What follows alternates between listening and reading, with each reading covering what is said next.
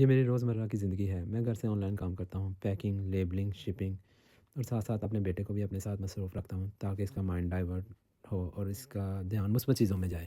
اور on line کام بھی ایک بلیسنگ ہے اور مجھے اس کے لیے یقین کریں کچھ بھی نہیں سیکھنا پڑا، صرف ایک کمپیوٹر کی ضرورت ہے اور اس طرح آپ اپنے بچوں کو خود دیکھ سکتے ہیں۔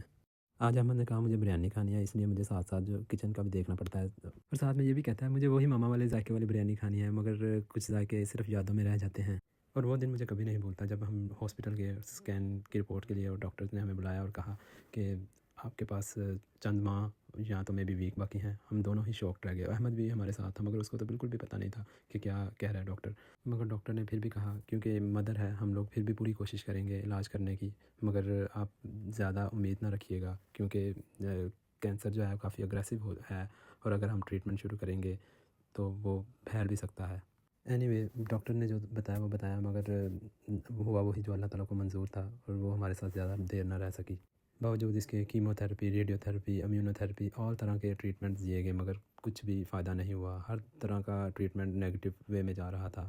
کبھی اس بات کا اندازہ ہی نہیں ہوا زندگی بہت تیزی سے اور بہت جلدی بدل جائے گی، لیکن ذمہ داریاں اور رشتے ہمیں آگے بڑھاتے ہیں اور یہی زندگی ہے۔ زندگی رکتی نہیں ہے، بس ہمیں اب ساتھ چلنا سیکھنا ہوتا ہے۔ اللہ تعالیٰ نے قرآن پاک میں بھی تو فرمایا ہے ان مع العسر یسرا، اور مشکل سے ساتھ ہی آسانی ہے۔ مشکلیں وقتی ہوتی ہیں لیکن اللہ کی دی ہوئی آسانیاں ہمیشہ رہتی ہیں۔ صبر کرنے والوں کے لیے اللہ کے وعدے کبھی جھوٹے نہیں ہوتے۔ آزمائشیں کمزور کرنے نہیں مضبوط بنانے کے لیے آتی ہیں۔ جو اللہ پر بھروسہ کرتا ہے وہ کبھی تنہا نہیں رہتا۔ کوکنگ کے ساتھ ساتھ میں بار بار جا کے احمد کو بھی دیکھتا ہوں، مگر دیکھ رہا ہوں احمد نماز پڑھ رہا تھا، مجھے بتانا نہیں پڑتا اس کو، یہ خود ہی نماز پڑھتا ہے جا کے۔ میں اتنا اچھا کوک نہیں ہوں، بس کوشش کرتا ہوں کہ شاید ویسے ہی ذائقہ مل جائے جو اسے پسند آ جائے، کیونکہ ایک دو دفعہ میں نے پلاؤ بریانی بنائی مگر اس کو بالکل بھی پسند نہیں آئی، تو پھر یہ تہہ والی بریانی مجھے بنانی پڑتی ہے جو کہ مجھے تھوڑا سا ڈیفیکلٹ کام لگتا ہے کیونکہ میں نے گھر میں بھی کام کرنا ہوتا ہے، تو اس لیے مجھے ہوتا ہے کہ یہ جلدی سے جلدی کام ہو جائے جتنے بھی کام ہیں، تو کوشش کرتا ہوں۔ اور اتنا زیادہ کام تو میرے ساتھ احمد کروا دیتا ہے، اور جب بھی یہ کام میرے ساتھ کر رہا ہوتا ہے تو مجھے اس کی ماما کی باتیں یاد آ جاتی ہیں۔